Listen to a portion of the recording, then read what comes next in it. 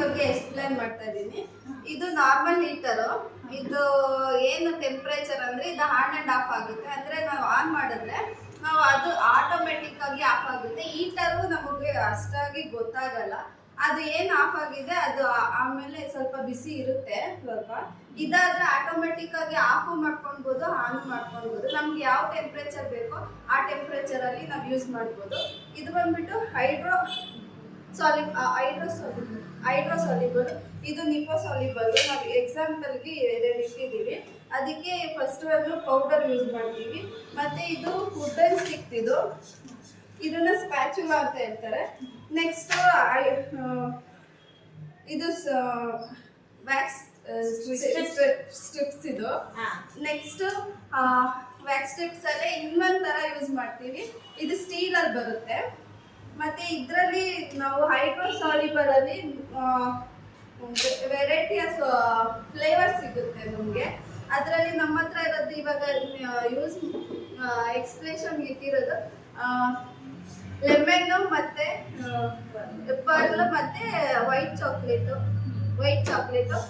ಇದು ಬಂದ್ಬಿಟ್ಟು ನಿಪೋಸಾಲಿಬಲ್. ಇದು ವೈಟ್ ಚಾಕ್ಲೇಟಲ್ಲಿ ಇಟ್ಟಿದ್ದೀವಿ. ಮತ್ತು ನಾವು ಇದನ್ನ ಹೆಂಗೆ ಯೂಸ್ ಮಾಡೋದಂದರೆ ಫಸ್ಟು ಹೀಟರ್ಗೆ ಹಾಕ್ಬಿಟ್ಟು ಇದಕ್ಕೆ ಟೈಮಿಂಗ್ಸ್ ಫಿಕ್ಸ್ ಮಾಡ್ತೀವಿ. ನೆಕ್ಸ್ಟ್ ಬಂದ್ಬಿಟ್ಟು ಅದು ಟೈಮಿಂಗ್ಸ್ ಫಿಕ್ಸ್ ಮಾಡಿದಾಗಲೇ ಅದು ಟೆಂಪ್ರೇಚರ್ಗೆ ಆಫ್ ಆಗುತ್ತೆ. ಅದೊಂದು ಕರೆಕ್ಷನ್ ಮಾಡ್ತೀನಿ. ಅದರಲ್ಲಿ ಸೆಟ್ ಮಾಡೋದು ಟೈಮಿಂಗ್ಸ್ ಅಲ್ಲ, ಟೆಂಪ್ರೇಚರ್ ಅದು ಆಟೋಮೆಟಿಕ್ ಆಗಿ ಟೆಂಪ್ರೇಚರ್ ಆಫ್ ಆಗುತ್ತೆ. ಆವಾಗ ನಮಗೆ ಯಾವ ಥರ ಯೂಸ್ ಮಾಡೋದು ಅಂತ ನಮಗೆ ಟೆಕ್ನಿಕ್ ಗೊತ್ತಾಗುತ್ತೆ. ನೆಕ್ಸ್ಟ್ ಅದೇ ಆಫ್ ಆಗುತ್ತಾ? ಅದು ಎಲ್ಲಾದ್ರಲ್ಲೂ ನಿಮ್ಗೆ ಆಟೋಮೆಟಿಕ್ ಆಗುತ್ತೆ. ಬಟ್ ಇದ್ರಲ್ಲಿ ಎಸ್ಪೆಷಲಿ ಟೆಂಪರೇಚರ್ ಸೆಟ್ ಮಾಡೋ ಆಪ್ಷನ್ ಇರುತ್ತೆ. ಇದ್ರಲ್ಲಾದ್ರೆ ನಿಮಗೆ ಟೆಂಪರೇಚರ್ ಸೆಟ್ ಮಾಡೋ ಆಪ್ಷನ್ ಇಲ್ಲ. ಬಟ್ ಇದರಲ್ಲಿ ಇಲ್ಲ. ಈಗ ನೋಡಿ ನೀವು ಅಬ್ಸರ್ವ್ ಮಾಡ್ಬೋದು, ಈ ವ್ಯಾಕ್ಸ್ ಹೀಟರಲ್ಲೂ ಟೆಂಪರೇಚರ್ ಅನ್ನ ಮೆನ್ಷನ್ ಮಾಡಿಲ್ಲ. ಕಾಣಿಸ್ತಿದ್ಯಾ? ಇಲ್ಲಿ 30 ಡಿಗ್ರಿಯಿಂದ ಸ್ಟಾರ್ಟ್ ಆಗಿ ನಿಮಗೆ 150 ಡಿಗ್ರಿ ವರೆಗೂ ಟೆಂಪರೇಚರ್ ಸೆಟ್ ಮಾಡ್ಕೊಳ್ಳೋ ಆಪ್ಷನ್ ಕೊಟ್ಟಿದ್ದಾರೆ. ಬಟ್ ಇವೆರಡರಲ್ಲೂ ನೀವು ಎಲ್ಲೇ ತಿರುಗಿಸ್ ನೋಡಿದ್ರು ಟೆಂಪರೇಚರ್ ಸೆಟ್ ಮಾಡಕ್ ಆಪ್ಷನ್ ಇಲ್ಲ, ಅದ್ರಲ್ಲಿ ಇರೋದು ಇಲ್ಲ. ಮತ್ತೆ ನಾವು ಸ್ಟ್ರಿಪ್ಸ್ನ ಯೂಸ್ ಮಾಡುವಾಗ ಈ ಸ್ಟ್ರಿಪ್ಸ್ ಅಲ್ಲೂ ಯೂಸ್ ಮಾಡ್ಬೋದು. ವೆರೈಟಿ ಆಫ್ ಕಲರ್ಸ್ ಸಿಗುತ್ತೆ. ಇದು ಇನ್ನೊಂದು ಮೆಥಡಲ್ಲಿ ಯೂಸ್ ಮಾಡ್ಬೋದು. ಅಂದರೆ ಈ ಥರನೂ ಯೂಸ್ ಮಾಡ್ಬೋದು ನಾವು. ಇದು ಜಸ್ಟ್ ಇದು ರೋಲರ್ ಥರ ಬರುತ್ತೆ. ಇದನ್ನು ನಾವು ಯೂಸ್ ಮಾಡ್ಬೋದು.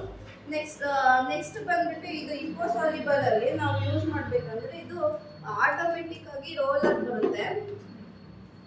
ಇದನ್ನ ಇದ್ರೊಳಗಡೆ ಹಾಕ್ಬಿಟ್ಟು ಫಿಲ್ ಮಾಡಿಬಿಟ್ಟು ಇದ್ರೊಳಗಡೆ ಕ್ಲೋಸ್ ಮಾಡಿಬಿಟ್ರೆ ಅದು ಆಟೋಮೆಟಿಕ್ ಆನ್ ಆ್ಯಂಡ್ ಆಫ್ ಆಗುತ್ತೆ.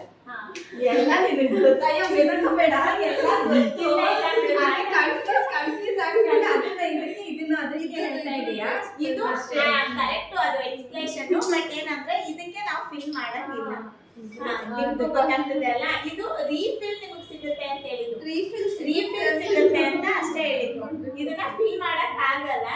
ಮತ್ತೆ ಇದಕ್ಕೆ ನೀವು ಡಬ್ಬಿಯಿಂದ ಫಿಲ್ ಮಾಡಬೇಕು ಅಂತ ನಾನು ಹೇಳಿದ್ದು. ಕನ್ಫ್ಯೂಸ್ ಆಗಬೇಡಿ, ನೀವು ಎಕ್ಸ್ಪ್ಲೇನ್ ಮಾಡಿದಾಗ ಗೊತ್ತಾಗುತ್ತೆ ಅಂತ ಈಗ ಅದನ್ನ ನಾನು ಹೇಳಿದ್ದು. ಅಕ್ಕ, ಇದು ಫಿಲ್ ಮಾಡೋದೇ ಸಿಗುತ್ತೆ ಅಂದ್ರೆ ಫ್ಲೇವರ್ಸ್ ಚೇಂಜ್ ಮಾಡ್ತೀವಲ್ಲ, ಸೊ ಆ ತರ ಅವ್ರು ಹೇಳಿದ್ ಕರೆಕ್ಟ್. ಇದು ಪೆನ್ ಅನ್ಕೊಂಡೆ, ಇದು ನಿಮ್ಗೆ ರೀಫಿಲ್ ಅಷ್ಟೇ. ಇದ್ರಲ್ಲೂ ಫ್ಲೇವರ್ಸ್ ಬರುತ್ತೆ ನಿಮ್ಗೆ. ಪ್ರತಿಯೊಂದು ವ್ಯಾಕ್ಸ್ ಅಲ್ಲೂ ಅಷ್ಟೇ ಕ್ಲಾರಿಟಿ ತಗೊಳ್ಳಿ.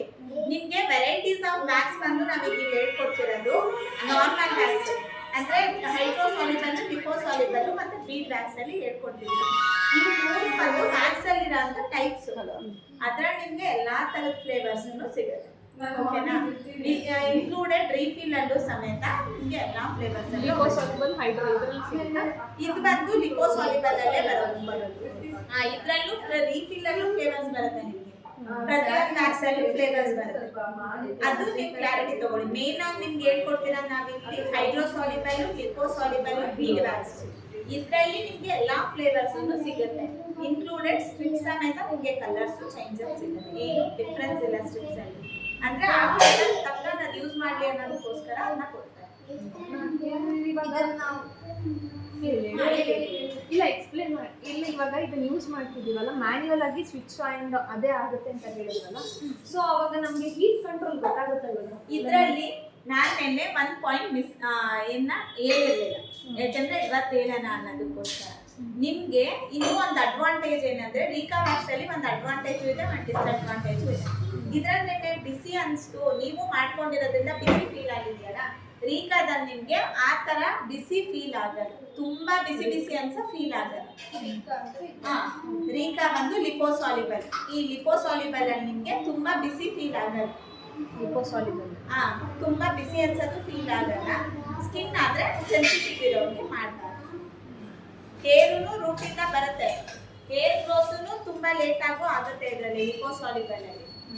ಆದ್ರೆ ನಿಮ್ಗೆ ಸ್ಕಿನ್ ಸೆನ್ಸಿಟಿವ್ ಇರೋರಿಗೆ ಅವಾಯ್ಡ್ ಮಾಡೋದು ತುಂಬಾ ಒಳ್ಳೇದು. ಓಕೆನಾ?